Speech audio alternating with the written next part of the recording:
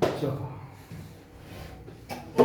근데 한번 뭐 잘 고민해봐요. 이제 제가 그 원장님께 하나 그 정시반에 대해서 좀 제안을 드린 게 있는데 한번 좀 생각해 보시겠다고 해갖고 네 아마 재밌는 거 할 겁니다. 첫 한 주 동안 재밌는 거 할 거예요. 내가 아이디어를 하나 드렸거든요. 뭐 뭔지는 비공개. 자 어쨌든가 요즘에 이제 그런 거에 대한 이제 좀 고민을 좀 많이 하고 있어요. 저를 비롯해서 이제 다른 선생님들 이제 특히 너네들 우리 이제 고이들이 지금 사실 생각해 보면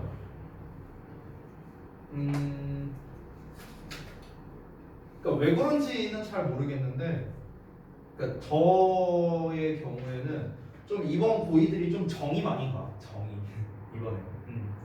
우리 유진이나 동현이를 내가 중3 때부터 봐서 그런 건지 뭐 그런 건지 잘 모르겠는데, 시간은 되게 빨리 가잖아요. 우리 중3 때 신일중, 음화중 내신 대비하던 그 시절에 그때인데 이제 벌써 이제 고3이잖아.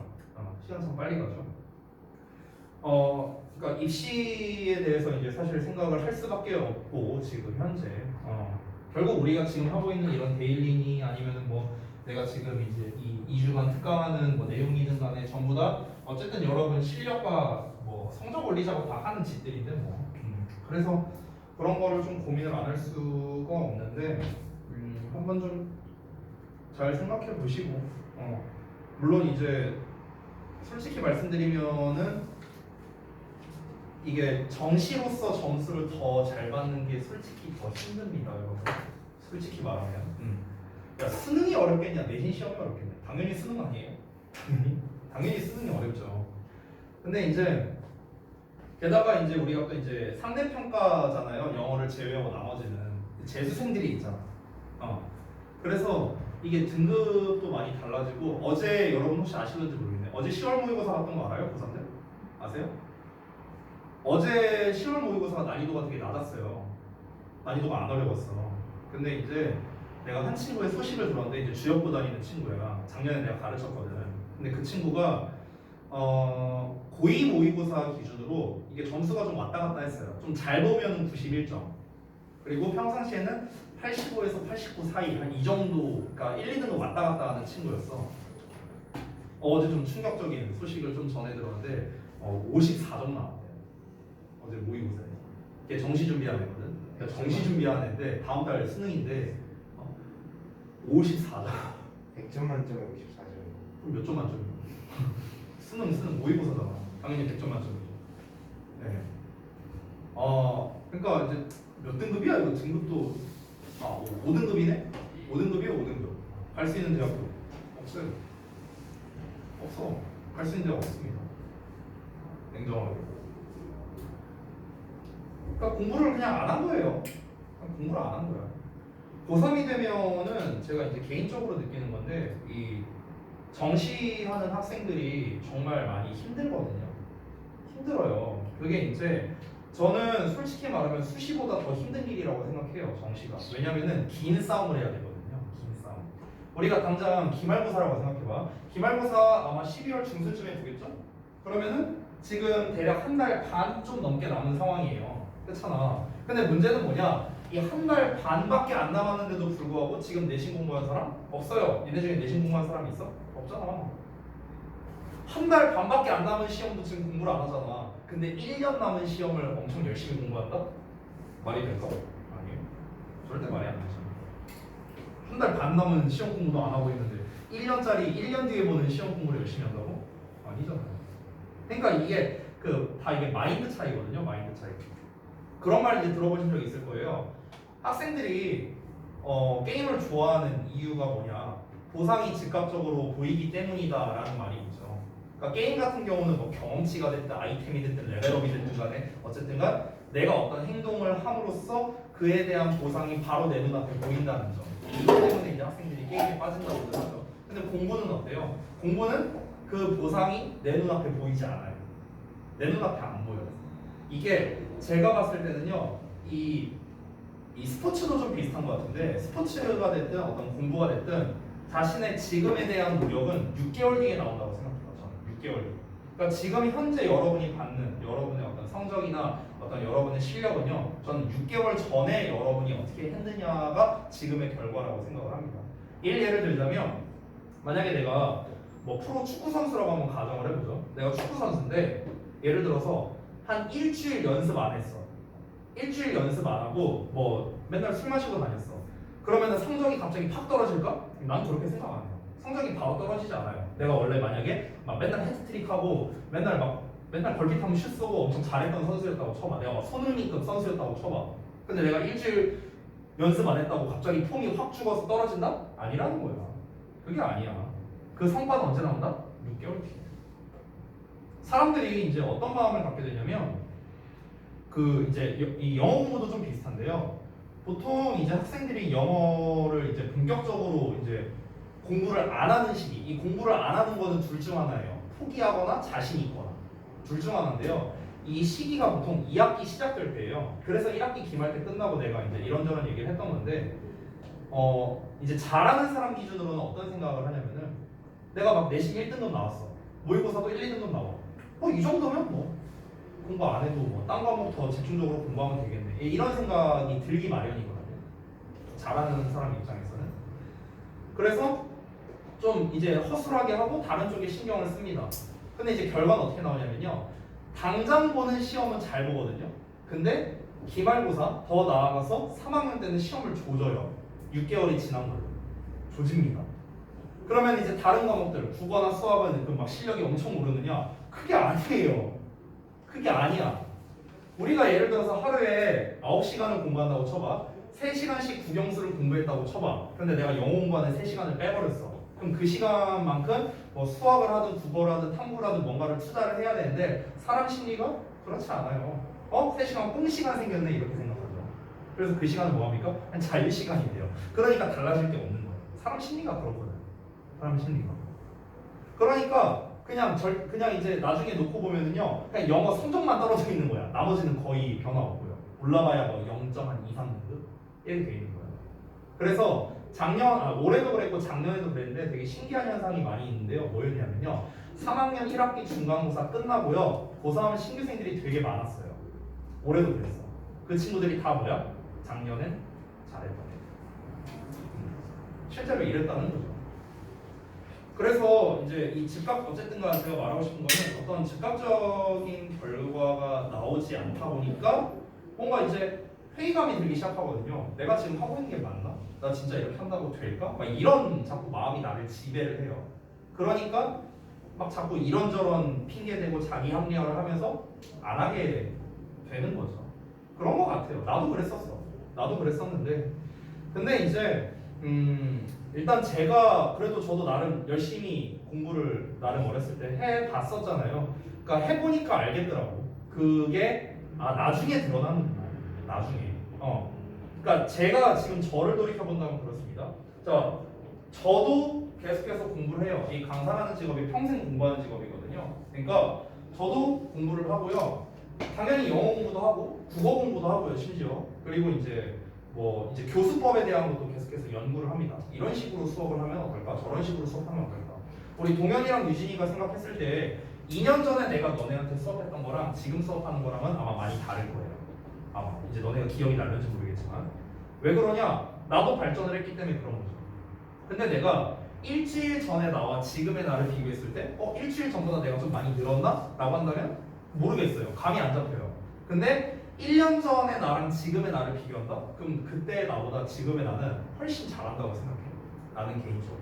작년에 나한테 내신들이 받아봐서 알잖아요. 두 분은요. 주의까지 포함해서. 근데 저는 단언할 수 있어요. 작년보다 저는 올해가 내신들이 더 잘한다고 생각을 했습니다. 개인적으로. 노력은 똑같이 했지만 방향성을 좀 달리하고 좀 더 발전을 한 거죠. 그러니까 이게 한 1년 정도 단위를 두고 보니까 이제 드러나더라고요. 내가 진짜 많이 실력이 늘었구나, 발전을 했구나. 이런 게 이제 나조차도 그렇다는 거야. 여러분도 당연히 마찬가지라는 거죠.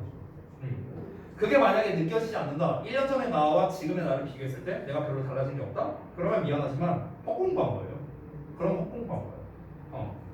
그래서 이제 시작부터 이런 얘기해서 좀 미안한데 여러분한테. 그러니까 뭐든 이제 쉬운 길은 없어요. 뭐든 쉬운 길은 없는데 여러분께서 이제 남아있는 시간은 약 1년. 우리 이제 정시반 기준으로는. 수시반 기준으로는 사실 반년도 채 안 남았죠? 우리 수시반 기준으로는. 그러니까 이 좀 제가 엄청 극단적으로 얘기하면은 이걸로 인해서 저는 인생이 바뀔 수도 있다고 생각해요. 오해하지 마세요. 내가 지금 말하는 포인트는 대학을 가면 인생을 성공하고 대학 못 가면 인생 망한다 이게 아니에요. 이게 아니라 인생에 대한 방향성이 바뀔 수가 있다는 거죠. 방향성. 여기 계시는 대부분들은 저에 대한 얘기를 알고 있어요. 어떤 거요? 수능을 잘 봐서 합격했지만 첫 해에 대학을 못 갔다. 이 얘기는 다 알고 있잖아요. 그렇잖아. 내가 만약에 그때 대학을 갔더라면 아마 제 인생은 많이 달라졌을 거예요. 지금이랑. 저는 극단적으로 말하면 아마 강사 안 했을 거예요. 그때 대학을 갔더라. 그러니까 이게 나비 효과인 거죠. 이게 근데 내가 강사를 하든 안 하든 그게 뭐 내 인생이 뭐 잘 되고 망하고 이런 건 아니잖아요. 그냥 방향성만 달라졌을 뿐이지. 그러니까 제가 말하는 영향력을 끼친다는 건 그런 거예요. 그런 거. 여러분이 내년에 뭐 수능을 보든 학종으로 하든 간에 내후년이 돼서 대학을 가신 분도 있고, 그러니까 뭐 인서울 4년제를 가신 분이 있을 수도 있고, 아니면은 소위 말하는 뭐 지잡대, 뭐 전문대를 가실 수도 있고요. 대학을 안 가고 뭐 재수를 할 수도 있고, 뭐 아니면 남학생들 같은 경우는 군대를 갈 수도 있고, 뭐 여러 가지가 있을 거예요. 근데 그때 그 하나하나의 선택에 따라서 정말 많은 변화가 있다라는 걸 저는 말하고 싶은 거예요. 이제는 그럴 시기라는 거예요, 여러분. 이제는 그럴 시기야. 나의 어떤 하나의 어떤 선택으로 인해서 앞으로의 이제 좀 정말 극단적으로 말하면 10년의 인생이 바뀔 수도 있다라는 생각이 들어요. 그거의 첫 걸음이 바로 저는 수능이라고 생각합니다. 그거의 첫 걸음. 근데 이제 아무래도 우리 왜 전에 얘기했었잖아. 그 우리 저기 스팅라이트에 나왔잖아. 밑바닥에서 시작하는 것보다 한두 단계 위에서 시작하는 게 좋다라는 내용도 있었잖아요. 저는 공감해요. 그러니까 뭐 여기서 밑바닥 이런 거는 조금 표현이 좀 적절하진 않지만 그래도 기왕이면은 스타트를 좀 쉽게 시작을 하면은 그래도 좀 더 다른 경우에 비해서 수월하게 여러분이 할 수 있지 않을까, 그런 생각은 있다는 거죠. 저 같은 경우 제가 만약에 첫 해 대학을 갔다면은 뭐 편입 공부를 한다든지 이런 개고생을 할 필요는 없었을 거예요. 그러니까 이제 그런 게 달라진다는 거죠. 굉장히. 그러니까 이 첫 스타트를 이제 이거예요. 그러니까 확률이야, 확률. 내가 이제 첫 해 이제 나름 괜찮은 대학을 가면은 좀 내가 뭔가 인생에 있어서 내가 인생을 살아가는 데 있어서 뭔가를 선택하고 그거를 수월하게 결정을 내릴 가능성이 높다는 겁니다. 가능성. 뭐든지 가능성적인 측면으로 했을 때.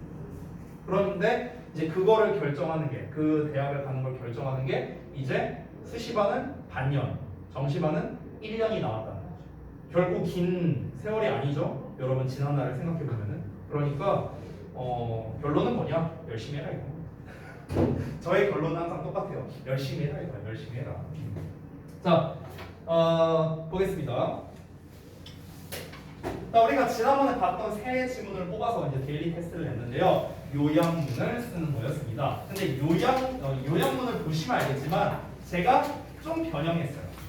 그러니까 여러분이 갖고 있는 그 요약문이랑은 조금 다를 겁니다. 네.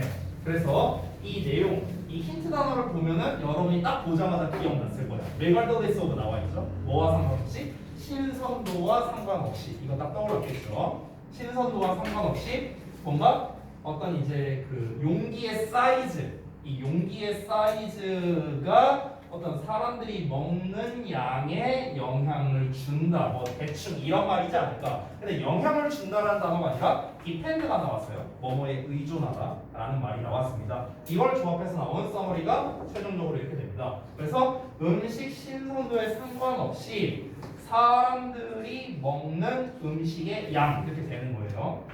이 사람들이 먹는 음식의 양이 depends on 뭐에 따라 다르냐, 뭐에 의존하냐면 바로 컨테이너의 사이즈에 의존한다. 이렇게 할 수 있는 겁니다. 그래서 얘는 사실 크게 바꾸지 않았기 때문에 올 빈칸으로 해서 이제 했는데 여러분이 잘 푸셨는지 모르겠네요. 자, 그다음 두 번째로 바로 넘어가 볼게요. 자, 여기는 그 ADHD 지문이었어요. 이제 그 자연에 노출됐을 때 집중을 더 잘한다. 이게 그 지문이었죠. 자, 그래서 보시면은 힌트 단어가 were improve exposed with nature when 비동사까지 나와 있습니다. 여기서는 단어를 몇 개 줬는데 자 역시나 얘도 기존의 요약문과 좀 달리 썼어요. 여러분이 얼마나 잘 쓰는지를 좀 보고 싶었습니다. 그래서 한 연구에 따르면 이렇게 바뀌었죠. 한 연구에 따르면 집중은 블라블라블라블라 하다 이렇게 내용이 바뀌어 있습니다. 집중력이 일단은 향상된다는 내용이 나와야겠죠. improve. 여기 나와 있죠. 집중력이 올라갔다는 내용. 자, 언제 올라갔습니까? ADHD 걸린 아이들이 뭔가를 작업하고 있을 때, 과업을 하고 있을 때. 언제? 바로 자연에 노출된 채로 이렇게 되는 거예요. 여기서 with는 뭐뭐한 채로 이렇게 해석이 됩니다. 또는 하면서 이렇게 해석해도 되겠고요. 그래서 자연에 노출된 채로 뭔가 얘네가 과업을 하고 있을 때 이 집중력이 향상되었다 이렇게 정리할 수 있는 거죠. 되셨나요? 혹시 맞으신 분 계세요? 이거 넘어갈게요. 주시들 아저씨. 자, 세 번째. 자, 세 번째 질문은 이제 그 한입 크기 식당에 관련된 내용이었는데요. 마찬가지로 힌트 단어랑 좀 같이 보도록 하겠습니다. 자, 여기에 있는 alleviate는 제가 지난번에 알려드렸던 단어예요. 무슨 뜻이었죠? 완화시키다. 원래 이제 우리 원문에서는 relieve로 나왔었죠. 그래서 이제 alleviate로 일부러 바꾼 겁니다. 자, 약간 바꿨는데 the idea of로 바꿨어요. 아마 원래 요약문에서는 that으로 썼던 걸로 같은데 맞나? 네, 기억이 안 난다. 어쨌든간 그래서 of를 썼습니다. 그럼 뭐뭐라는 생각은 이렇게 나가야겠죠. 그렇죠? 자, 전치사 나왔으니까 전치사에 대한 목적어, 명사가 나와야 되는데 이거를 allow 단어를 활용을 했습니다. allow를 보자마자 너는 뭘 떠올려야 되냐면요. allow 목적어 투부정사를 떠올려야 돼요. 알겠죠? 그래서 enjoy various foods by reducing the size of their food까지가 한 덩어리가 되겠습니다. 그래서 그들의 음식의 사이즈를 by ing 줄임으로써 다양한 음식을 고객들로 하여금 즐기게 해준다는 생각 이렇게 되는 거예요. 그래서 이 즐기게 해준다는 생각이 완화시켜 주었습니다. 그들의 걱정을요. 음식 선택에 대한 걱정을요. 자, 이렇게 빈칸이 만약에 나와 있다. 빈칸이 지금 보시면요. 맨 앞에, 중간에, 맨 뒤에 나와 있어요. 그럼 이럴 때는요. 여러분, 이게 저동부에서도 좀 이렇게 내는 스타일 중 하나인데요. 앞에서부터 가려고 할 필요는 없습니다. 앞에서부터 가려고 할 필요는 없고요. 일단 이 idea of하고 나왔으니까 얘가 일단 주어라는 것 정도는 알 거야, 니네가. 그럼 요 빈칸 어딘가에 동사는 일단 나와야겠죠. 그렇죠? 그리고 맨 뒤에 봤을 때 about food choices라고 나와 있잖아. 그런데 요 내용은 우리 기존 원문이랑 똑같았었어. 어떤 거야? 음식 선택에 대한이라고 나왔으니까 거꾸로 가보는 거야. 음식 선택에 대한 worry 이거 본문에 나왔던 거죠. 이거 원문에서. 그럼 음식 선택에 대한 걱정이겠네. 걱정. 그래서 worries 정도는 저는 무난하게 쓸 수 있을 거라 생각해요. 앞부분 거꾸로 가면은요. 자, 여기에서 이제 there를 쓰느냐 마느냐는 이거는 이제 좀 기본 실력이라고 할 수 있겠습니다. 그냥 걱정이 아니라 그 사람들의 걱정이 돼야 되니까 there가 붙은 거고요. 커스터머의 걱정이에요. 커스터머의 걱정. 그리고 걱정을 완화시킨다라는 내용이 그럼 여기에 나와야 된다는 거를 우리가 자연스럽게 연결이 되는 거예요. 오히려 거꾸로 가면 쉽게 풀 수 있는 건데요. 얘는 순차적으로 가면 되게 어려워요. 순차적으로 가면. 그럼 우리가 주어, 동사, 목적어만 다 찾았다면 여기부터 여기까지가 아이디어에 대한 설명, 본격이 되는 거구나라는 걸 우리가 알 수 있거든요. 그럼 이제부터는 하나씩 맞추면 되겠죠. 우리가 쓴 단어가 여기에서 이제 alleviate 있었고요. 그 다음에 worry 있었죠. worry. 그럼 이제 남는 단어로 이제 우리가 조합을 해보면 되는 겁니다. 어떻게 조합을 할까요? 일단은 enjoy 뭔가 즐긴다. 사람들이 뭔가 즐길 수 있는 뭐 약간 이런 뉘앙스. 그리고 reduce는 사이즈를 줄인다. 이런 내용으로 나와 있죠. 사이즈를 줄인다. 그래서 다양한 음식을 즐긴다. 커스터머들이 이런 식으로 뭔가 우리가 조합을 하면 되겠죠. 그래서 그렇게 해주는 생각. 그래서 그럼 이걸 이제 짜맞추면 되는 거야. allow는 allow 목적어 투부정사를 생각하라 했으니까 그럼 일단 여러분이 이렇게 생각해보는 거야. 일단 allow는 allow 목적어 투부정사니까 얘가 하게 해주는 거겠구나. 그럼 얘가 이거 하게 해준다는 거는 고객들이 뭔가를 다양한 음식을 즐기게 해준다는 생각 아니었나? 그쵸? 그러니까 자연스럽게 customers랑 투부정사가 나오게 되는 거고 그러면은 이제 남는 단어가 어떤 겁니까? 요거죠. reduce랑 사이즈가 남게 되죠. 그렇죠? 그러면은 사이즈를 줄임으로써 뭐 이런 식으로 말하면 되겠네. 그래서 by ing 나오는 거 이런 거 짜잘한 거 붙여주면 되는 거. 됐어요? 그러니까 이런 식으로 우리가 요약문을 완성할 수도 있다. 이렇게 정리가 됐습니다. 되셨죠? 자, 오늘은 다음 진도를 한번 좀 나와볼 건데 다음 거 한번 같이 좀 펴보자. 자, 7번부터 볼 건데요. 잠깐만요.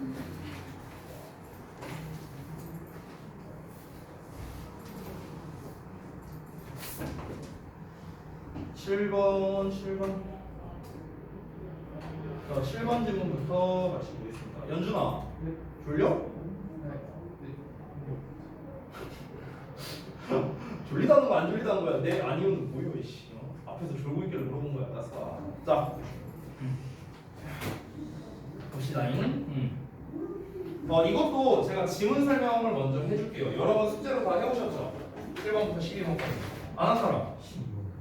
아, 미안. 9번까지. 안 한 사람? 없지? 다 했지? 네. 봐봐. 네, 아는 부분이 있었고 모르는 부분이 아니 뭐 어쨌든 한 거잖아. 왜 대답이 듣고 그래, 씨. 의심스럽게. 다 했지, 성민이? 네. 다 했지? 했어. 대답아. 뭐? 씨, 대답들이 늦어, 씨. 의심하세요. 대답 빨리. 잠깐만, 동현이 줘봐. 어제 동현이 어머님이랑 내가 한 얘기가 좀 있거든. 그래서 동현이 건 내가 검사를 좀 해야 돼.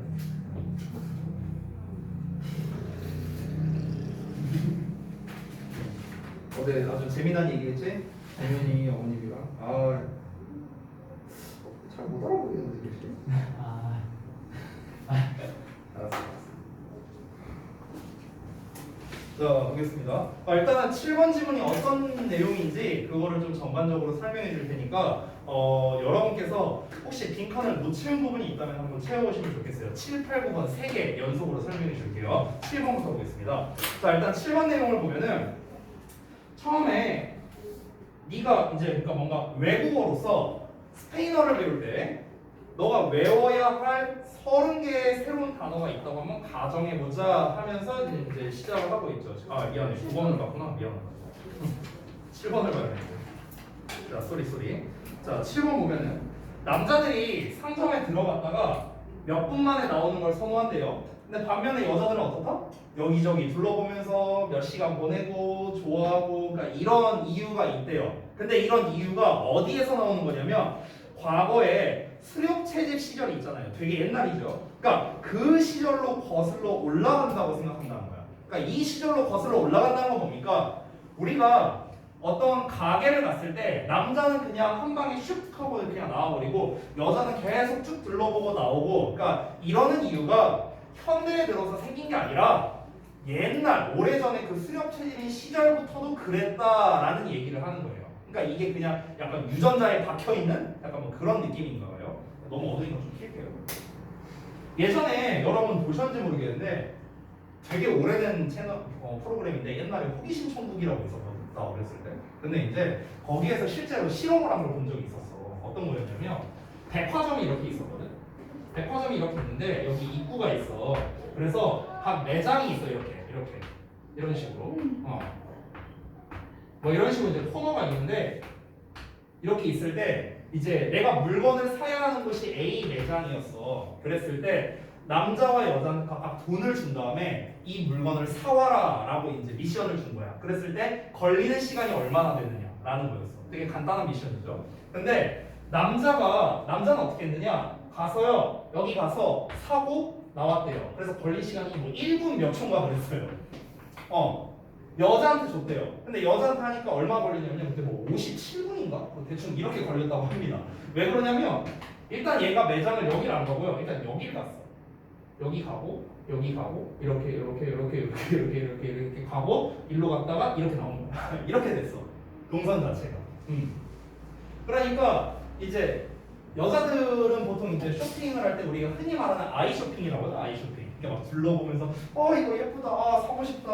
예, 다음에 올게요. 이러고 이제 이런 게 이제 되게 많다라는 거죠. 니네도 좀 그러냐? 니네도 좀 쇼핑할 때 오래 걸리는 편이에요? 아니야? 유진이는 아니야? 그럼 너는 이 아까 A 요 남자 타입에 가까워요? 가서 사고 이거 주세요 이러고 나와요? 그래? 우리 와이프랑 비슷하네. 그 되게 웃긴 게 저는 그 남자라는 게 느껴진 게 뭐였냐면은 그 결혼식을 할 때 그 웨딩 드레스랑 이제 그 턱시도를 골라야 되잖아요. 근데 이제 턱시도가 딱 있었어요. 근데 뭐 턱시도가 한 뭐 열 몇 벌인가 있어. 고르래 나보고. 대충 봤어. 이렇게 봤는데 뭐 내가 보기엔 다 똑같아. 그래갖고 이렇게 대충 본 다음에 딱 들어갔고 이렇게 대봤어. 입지도 않았어. 딱 대본 다음에 와이프한테 어때? 괜찮아. 이걸로 할게. 이러고 끝났어요 저는. 난 이러고 끝났어. 귀찮아. 그냥 사이즈만 말해줘서 얘 100 사이즈로 해주시고 얘 됐어요. 끝. 와이프는 이제 어쨌든 웨딩 드레스 입어봐야 되니까 와이프 입어보고 이게 남자들 나중에 주의하세요. 결혼하실 때 그 웨딩 드레스 입어봤을 때 리액션 잘해줘야 됩니다. 1년간입니다. 그거. 네. 저는 그 사전 정보를 얻었기 때문에 정말 리액션을 과하겠어요. 와 이러면서 와 진짜 예쁘다. 와 사진 막 이러면서 그 웨딩 촬영할 때 웨딩 촬영이네. 그 웨딩 드레스 고르러 갈 때 너무 힘들었어. 잘 알아두세요. 꿀팁입니다. 어쨌든 네. 그러니까 근데 이제 오히려 약간 요즘에 바뀐 게 뭐냐면은 이제 이번 주 주말에 그 아울렛 가서 와이프랑 옷을 사러 가기로 했는데요. 와이프는 이 쇼핑하는 걸 별로 안 좋아합니다. 이렇게 걸어다니는 걸 별로 안 좋아해요. 걸으면서 이거 예쁘다 이런 스타일이 아니야. 와이프는 어떠냐면 그냥 인터넷으로 봐요. 인터넷으로 보고 이거 괜찮네. 그럼 사. 그냥 사 바로. 그냥 그런 스타일이에요. 저는 이제 오히려 이제는 좀 아이쇼핑을 즐기는 이제 좀 반대가 됐어요. 반대가 오히려. 자 어찌됐든간 그런 내용인데 여기서 여러분이 좀 알아야 되는 게 포인트를 좀 잡아야 됩니다. 남자와 여자의 차이점을 지금 얘기하고 있는 거잖아. 첫 문장에서. 그렇죠? 근데 남자와 여자의 어떤 차이점? 쇼핑을 하는 데 있어서의 차이점을 말하는 거죠. 그렇죠? 근데 쇼핑에서의 차이점에 대해서 어떤 요소를 가지고 얘기한 거예요? 시간을 가지고 얘기한 겁니다. 시간. 그렇죠? 그러니까 시간이 얼마나 걸리느냐. 그러니까 남자는 몇 분 만에 갔다 오는데 여자는 시간이 오래 걸린다. 그러니까 둘의 시간에 이 쇼핑 시간에 대한 차이점을 얘기를 한 건데 이게 과거 수력 체질인 시절에서도 비슷했다라는 겁니다. 그때 근데 어떤 쇼핑이란 개념이 있진 않았을 거 아니야. 그러니까 어떤 다른 개념으로서 이제 대입을 시키겠죠. 그래서 어떤 내용이 나오는지 좀 보자면요. 여자들 얘기가 먼저 나오는데 두 번째 문장을 보면은 여자들은 하루 종일 식량을 채집하면서 시간을 보냈었대요. 그런데 남자들은 계획을 세웠다는 거야. 얘네들은 이제 사냥을 해야 되는 거잖아. 우리가 수렵 체질이잖아. 그러니까 남자는 수렵에 가깝고 여자는 체질에 가까운 거죠. 여자는 그냥 계속 뭐 채집만 한 거야. 감자 캐고 고구마 캐고 그냥 계속 뭐 채집만 해. 근데 남자는 이게 목숨이 달린 거잖아. 막 멧돼지 잡아야 되는데 이거 잘못했다고 하고 그냥 뒤지면 안 되니까. 그러니까 막 어떻게 뭐 멧돼지를 잡을 때는 이런 무기가 좋고 무기 같은 것도 잘 만들어야 돼. 그리고 여기가 멧돼지가 출몰이 많아. 너무 많은 무기가 맞짱 뜨는 지니까 한 마리씩 빠져나오는 거 그런 장소도 물색해야 돼.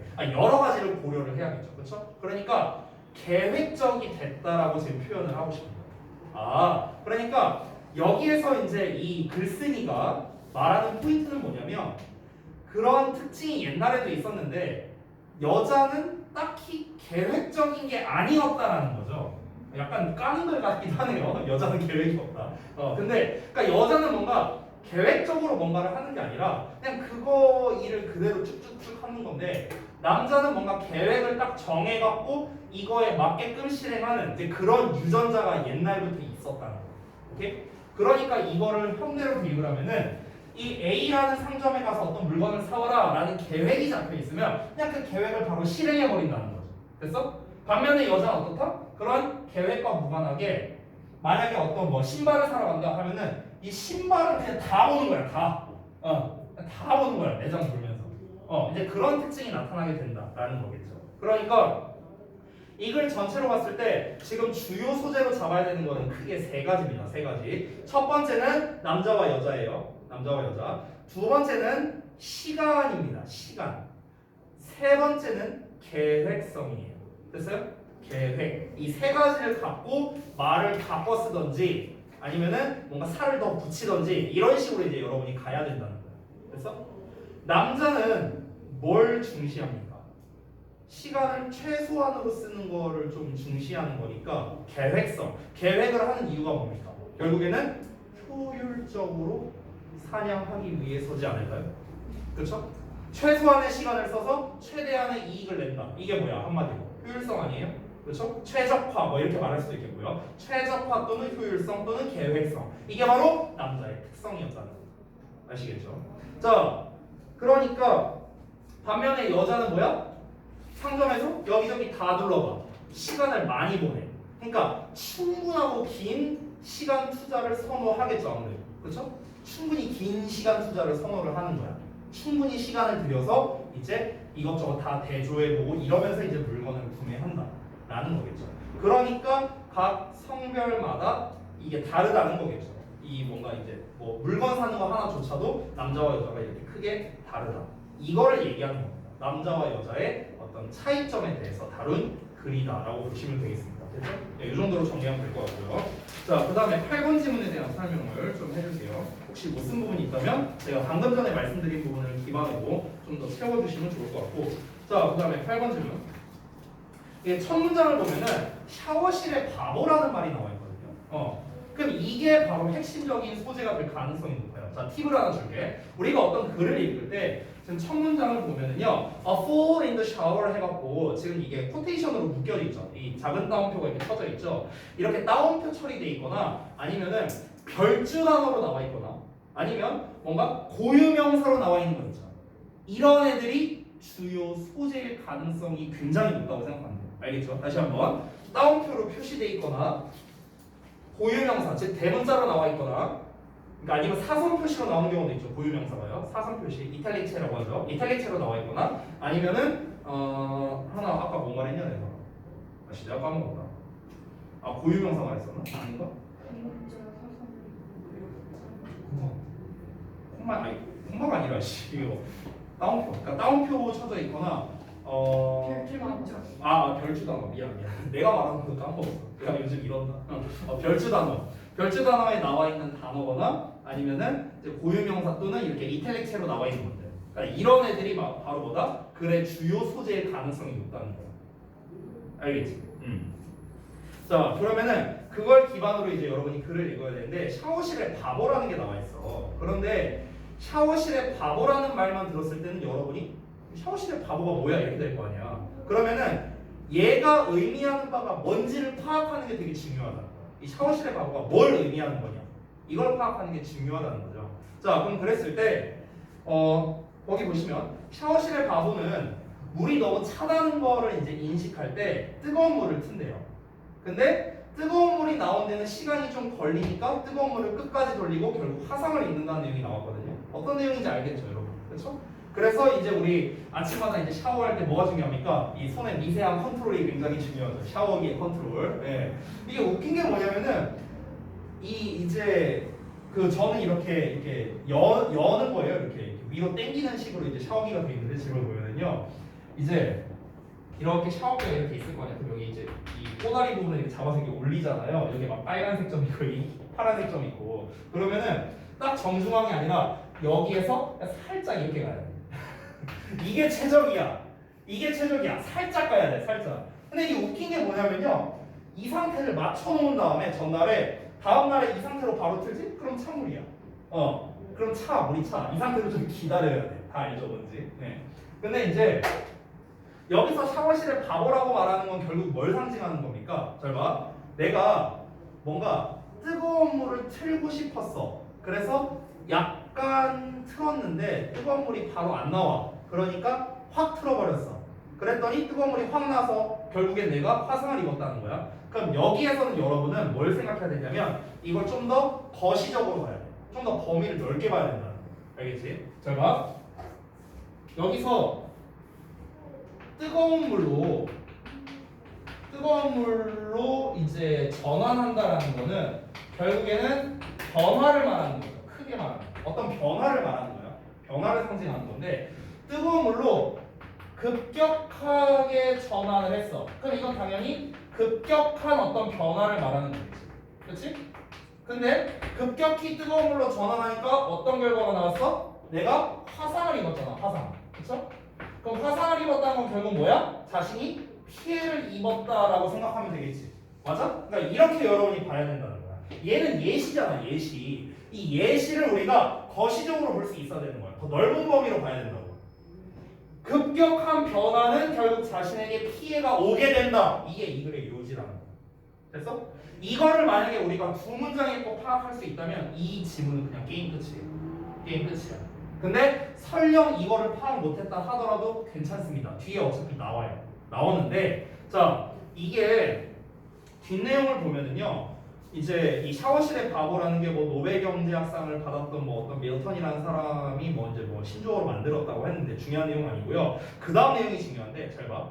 새로운 소재가 나오는데 이 밀턴 프라이드맨이라는 사람이 경제의 방향성을 바꾸려고 어쩌고저쩌고 이렇게 나와 있거든요. 여기서 새로 등장한 용어가 있죠. 뭡니까? 경제예요. 경제. 됐어?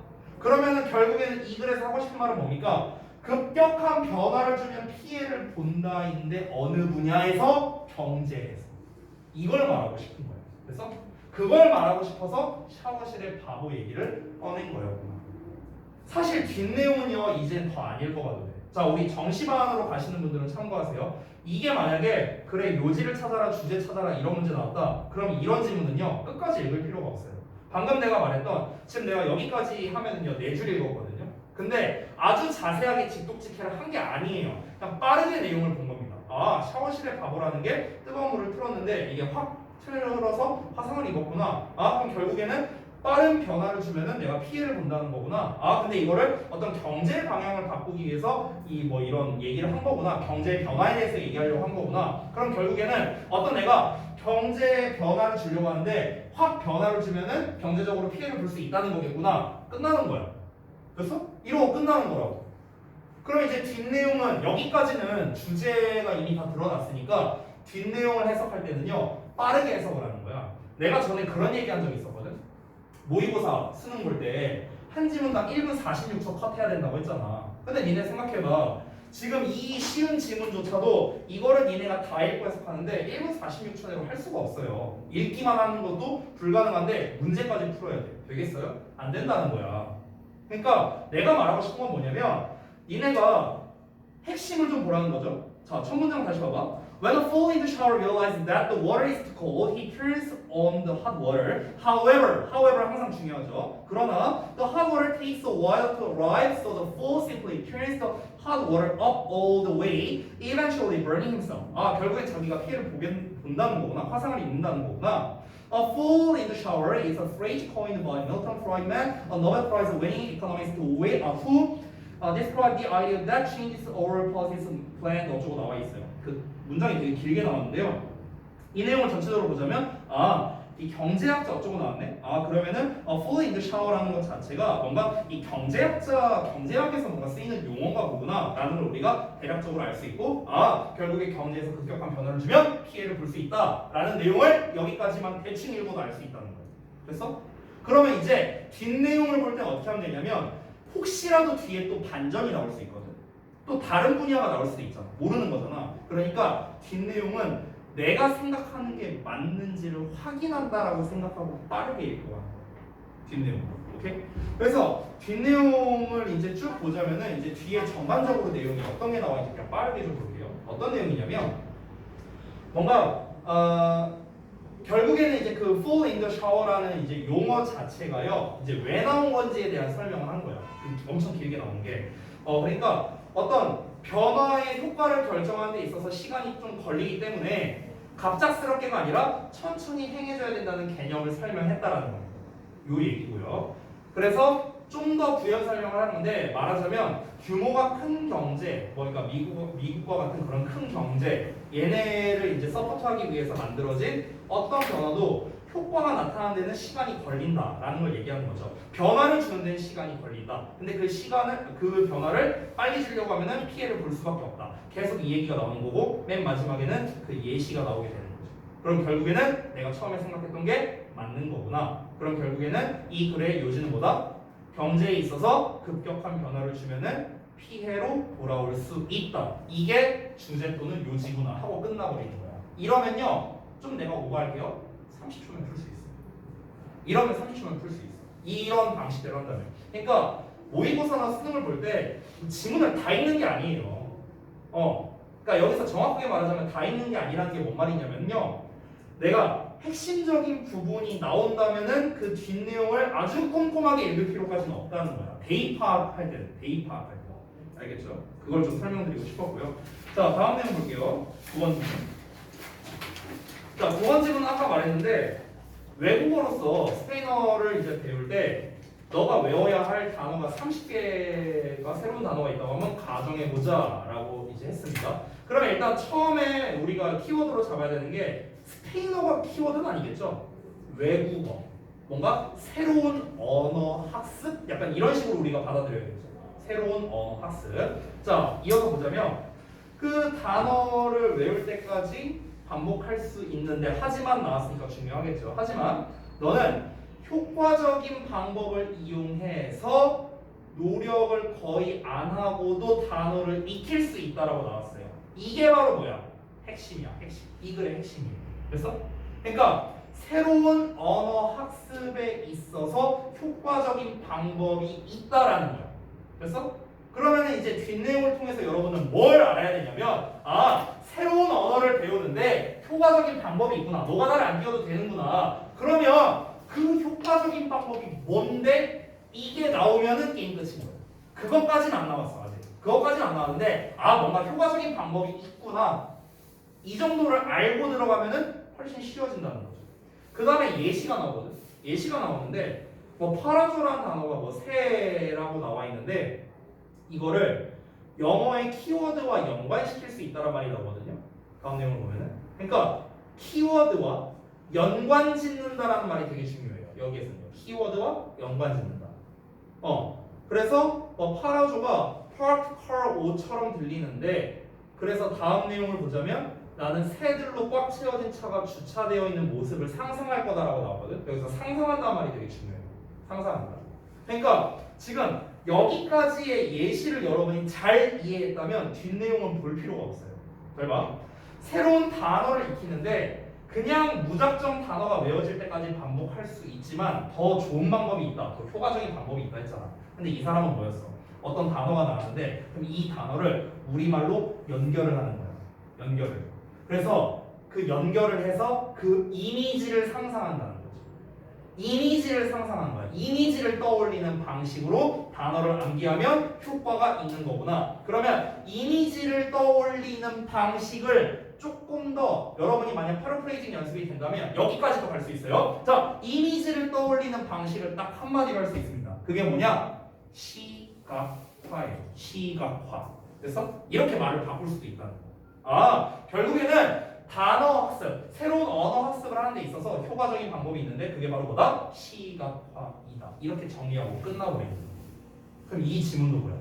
이 지문은요 전 지문보다는 조금 더 어려워요. 왜냐면은 주제가 나오긴 했는데 효과적인 방법이 있다라고만 말하고 주제가 끝나버렸잖아. 그러니까 그 효과적인 방법이 뭔지를 알아야 정확한 주제를 알 수 있는 거잖아. 근데 그 효과적인 방법을 주제문에서 써놓은 게 아니라 예시에서 써놔버렸어. 그래서 사실 이 예시가 상징하는 바를 거꾸로 우리가 거시적으로 만들 줄 알아야 된다는 거죠. 여기서 막 이미지를 상상했다라고 나오니까 이미지 상상은 결국 시각화구나. 이 시각화라는 말을 떠올린다는 게 사실 쉬운 과정은 아니거든요. 그래서 대입 파악을 하는 게 전 지문보다는 얘가 조금 더 난이도가 높다라는 거예요. 내가 말하고 싶은 거 알겠죠? 그래서 이 글 같은 경우는 요 정도까지는 읽어줘야 정확한 정답이 나올 수 있다. 만약에 이제 주제, 요지 이런 걸 고르라고 한다면 되셨나요? 그래서 이제 요약문은 니네 교재에도 나와 있으니까 보자면요. 외국어를 암기하는 효과적인 방법 중 하나가 바로 뭐다? 시각화다라고 이제 나와 있죠. 요약문을 보시면요. 근데 이게 뭐다?